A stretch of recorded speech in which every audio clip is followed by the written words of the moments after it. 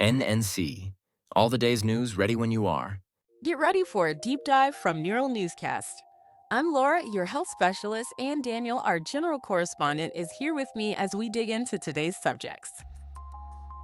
On this day in 1951, armistice talks in the Korean War carried on even as fighting raged, with negotiators and commanders grappling with stalled dialogue that would shape the conflict's next phase. That image, talks unfolding while the guns still roared, captures the tension, doesn't it? People at the table charting a path forward while commanders manage the immediate reality of battle.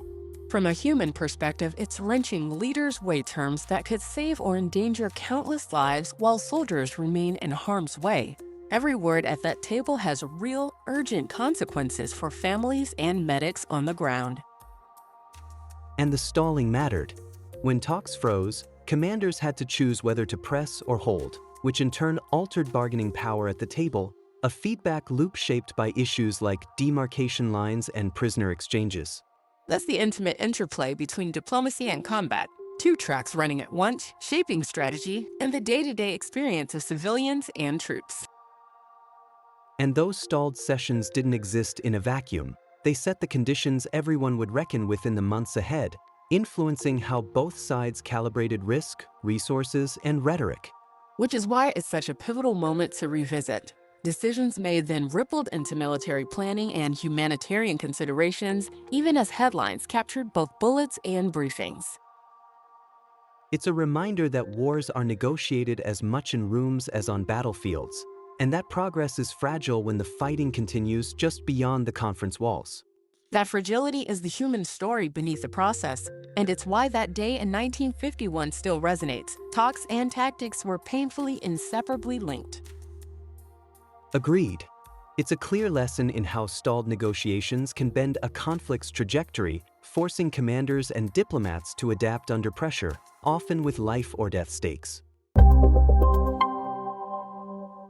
Time for a quick pause. When we return, notable birthdays that reshaped literature, comedy, and the stage.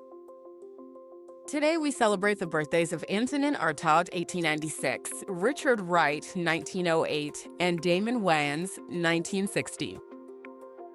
Antonin Artaud really stands out, a pioneering French playwright and theorist who pushed theater into something visceral and almost physical, the so-called Theatre of Cruelty. Wright and Wayans also remade their fields, but let's start with Artaud. Exactly, Daniel. His idea wasn't cruelty in a brutal sense, but a method to shock audiences out of complacency to use gesture, sound, and image to access deep emotional truth. As a health correspondent, I find that notion fascinating because he aimed to reach the psyche, not just the intellect. Right.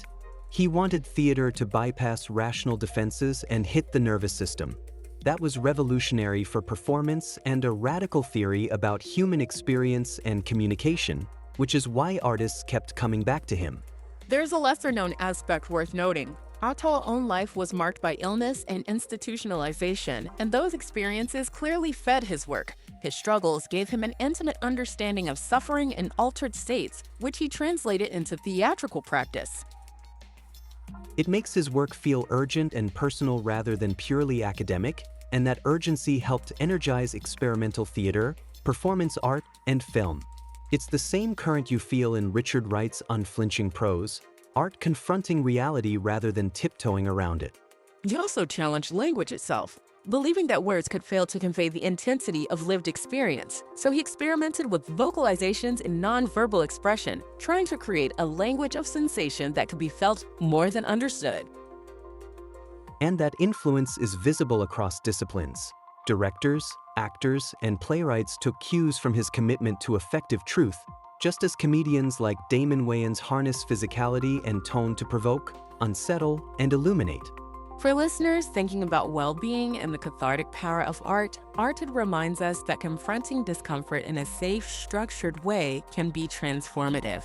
His work pushed audiences to feel more fully, which has parallels in therapeutic practices that use narrative and embodiment. Absolutely, and Wright adds the power of storytelling to challenge systems, while Wayans shows how humor can defuse and expose. Different mediums, same charge, sincerity over complacency. So, on this birthday, we celebrate not just a dramatist and poet, but thinkers and performers who reimagined how theater and storytelling could affect us physically and emotionally, still as relevant now as when they first made their mark. Well said. Artaud, Wright, Wayans, three bold voices reminding us that art can unsettle, heal, and spark change. Time for a quick breather before our fact of the day.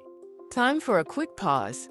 When we return, a quick nature nugget about whales. You are listening to NNC, Neural Newscast. All the day's news synthesized and verified. Visit our archive for past episodes at neuralnewscast.com. And we're back with more from Neural Newscast Deep Dive, starting with a quick ocean fact. A group of say whales is called a pod. I love how that simple term ties them into the familiar social language we use for dolphins and other cetaceans. It makes their world feel immediate and relatable. Right? Pod gives a clear mental picture of togetherness on the ocean, and using that exact word helps listeners connect to the idea these whales move and live as a collective. It also opens a concise doorway into behavior and conservation without getting bogged down in jargon. Using pod keeps the focus on relationships and context. Exactly. It keeps reporting accessible when we explain migration patterns or how shipping noise and fishing gear can affect an entire group. One small change in a feeding corridor or shipping lane can ripple across an entire pod, and that word helps people visualize the stakes in a single, relatable image. It's a powerful reminder that these animals are social units, not just individuals, and the term pod frames stories in a way that highlights collective impact. Using pod also makes it easier to share human-centered narratives, families, communities when we discuss whale conservation, making listeners more likely to empathize. Agreed. The vocabulary shapes perception, and pod steers the conversation toward unity and shared consequences, which is useful in news coverage. So when we mention, say, whales moving as a pod, it's more than a label. It's a doorway into understanding their social life and why protecting them matters. Well put. That single word carries both scientific clarity and an emotional pull, helping audiences grasp why these whales thrive or struggle together. That's all for this Neural Newscast deep dive. On behalf of Laura and me, Daniel, thanks for listening. You've been listening to Neural Newscast, AI-powered, human-reviewed. Keep up with us on X, Bumble, and Facebook, and dive deeper at neuralnewscast.com. Neural Newscast fuses real and AI-generated voices for fast, quality news. AI creates, humans review. We aim for accuracy, but errors can happen. Verify key details. Learn more at nnewscast.com.